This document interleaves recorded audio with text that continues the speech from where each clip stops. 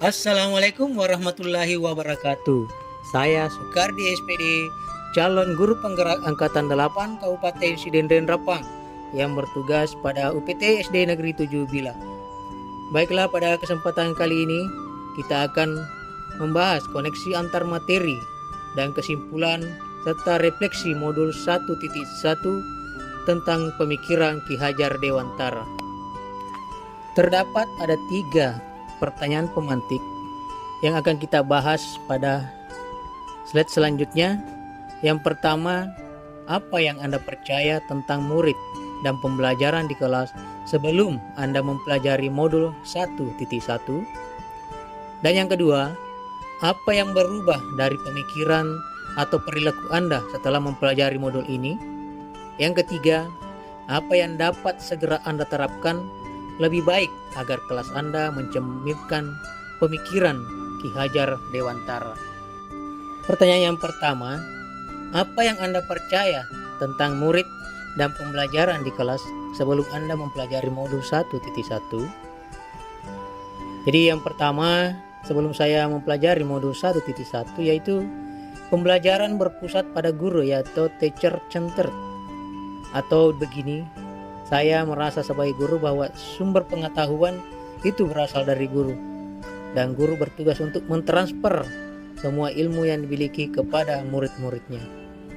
Dan yang kedua, pembelajaran terfokus pada pencapaian KKM atau kriteria ketuntasan minimal, di mana kita menuntut anak-anak didik kita untuk mencapai kriteria ketuntasan minimal atau mencapai nilai yang sama pada setiap mata pelajaran. Yang ketiga, yaitu guru kurang memperhatikan dan memahami karakteristik anak, di mana sebagai seorang guru hanya mengajar tanpa memperhatikan karakteristik masing-masing anak. Mereka menyamaratakan bahwa semua siswa harus memahami dan harus setara dalam setiap mata pelajaran atau setiap bidang studi yang diajarkan.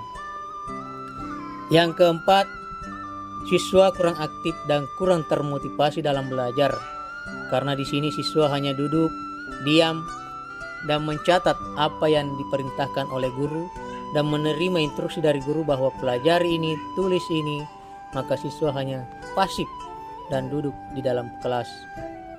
Yang kelima, kondisi kelas menjadi tertib dan tenang.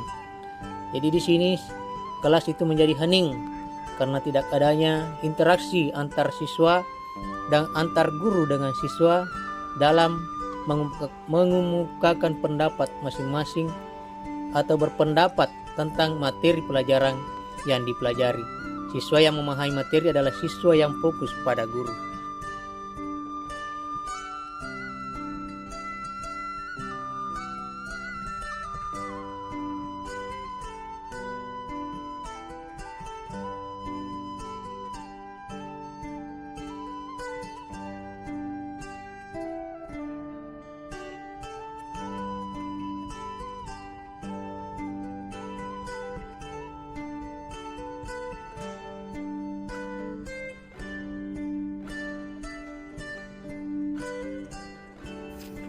Apa yang berubah dari pemikiran atau perilaku Anda setelah mempelajari modul ini?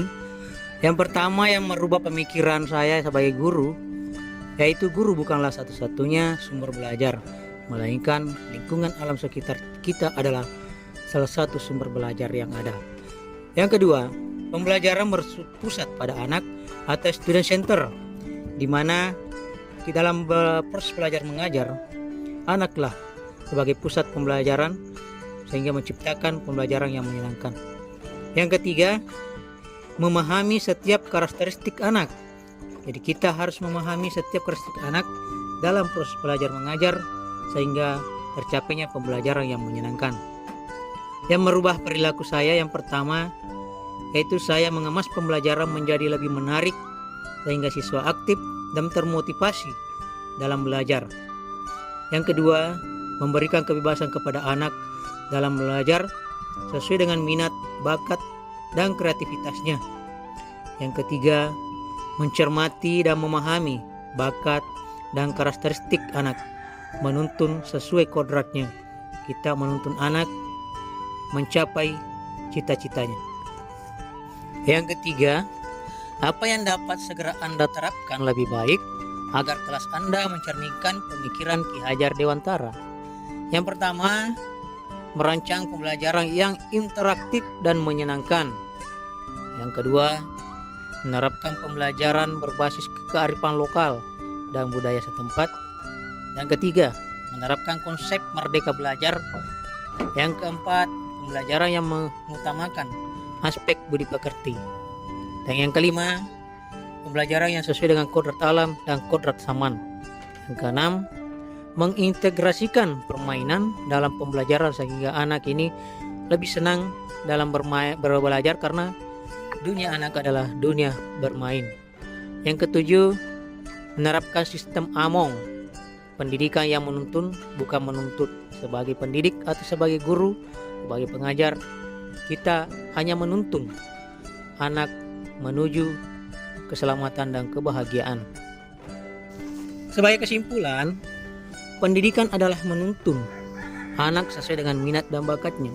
Jadi sebagai seorang guru, kita sebagai pengajar pendidik yaitu menuntun anak sesuai dengan minat dan bakatnya, bukan menuntut anak sesuai dengan keinginan kita atau sesuai dengan keinginan orang tua, karena anak haruslah belajar merdeka dalam menentukan masa depannya. Yang kedua, pendidikan bukan hanya akademis saja, tetapi perlu penanaman budi pekerti yang baik. Karena pada masa saat ini, di mana kita banyak melihat orang yang berpendidikan tinggi sampai berpendidikan ke luar negeri, tapi perilakunya sangatlah tidak baik.